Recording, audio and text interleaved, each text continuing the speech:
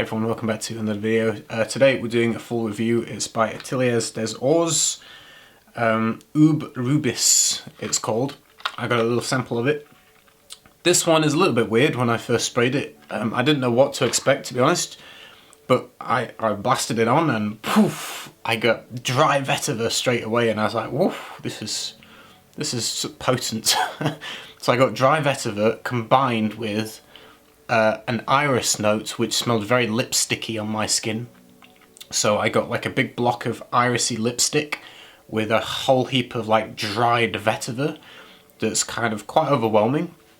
And I was like, wow, I don't know whether this is meant to be feminine or masculine or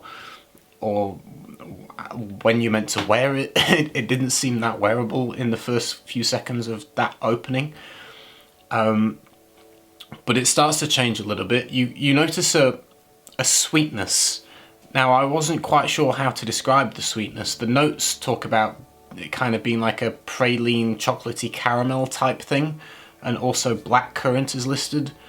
I'm not sure I quite agree in the sense that it doesn't totally smell like caramel or chocolate or even blackcurrant. I'm not sure I get that, but there is a definite noticing of a synthetic like sweetness behind it. So like I say, lipstick, iris with dried vetiver with an underlining sweetness that I can't really describe, but maybe caramel-ish-y kind of. It's something that's sweet. It doesn't smell fruity to me. I don't quite get the blackcurrant for me, but I do get something sweet. Then it starts to transition.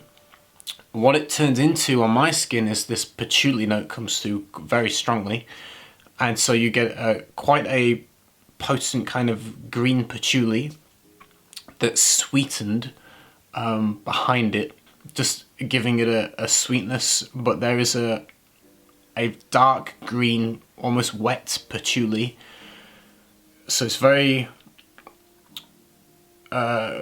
green, I suppose, because the vetiver's still clinging in, but the patchouli takes over as the main note now.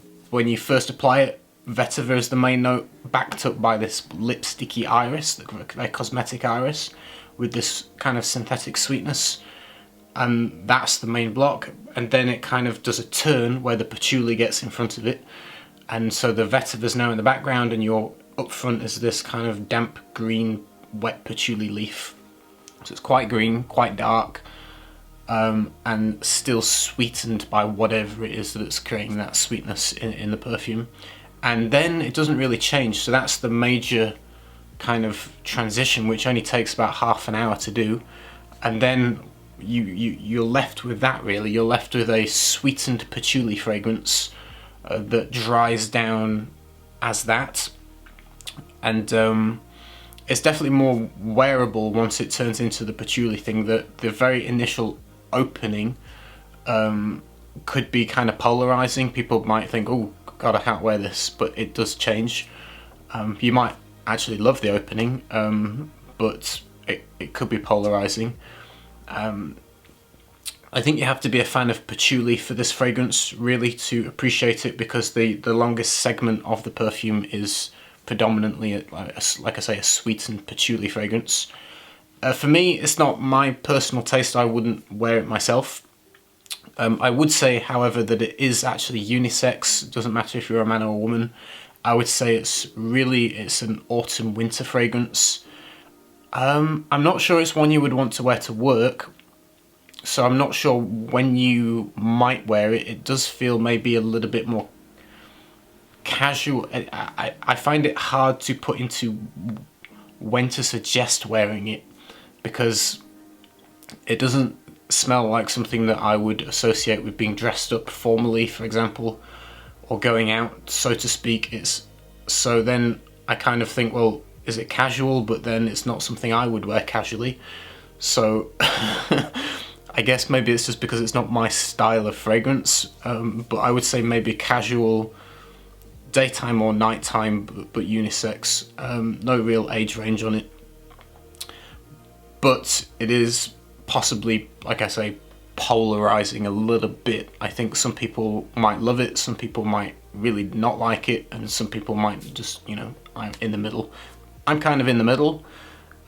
It's pleasant, but I don't gravitate towards patchouli much in general, and that's kind of the bulk that it gives me.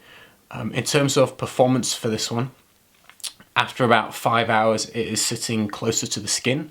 It projects well for the first hour, and then I would say the performance taps out on my skin around the 7-hour mark. So it lasts all day, and yeah, that's about it. If you tried it, let me know. That's it. Hope you enjoyed the video. I'll see you soon this week with some more reviews. Yeah, take care everyone, and I'll see you soon. Bye bye.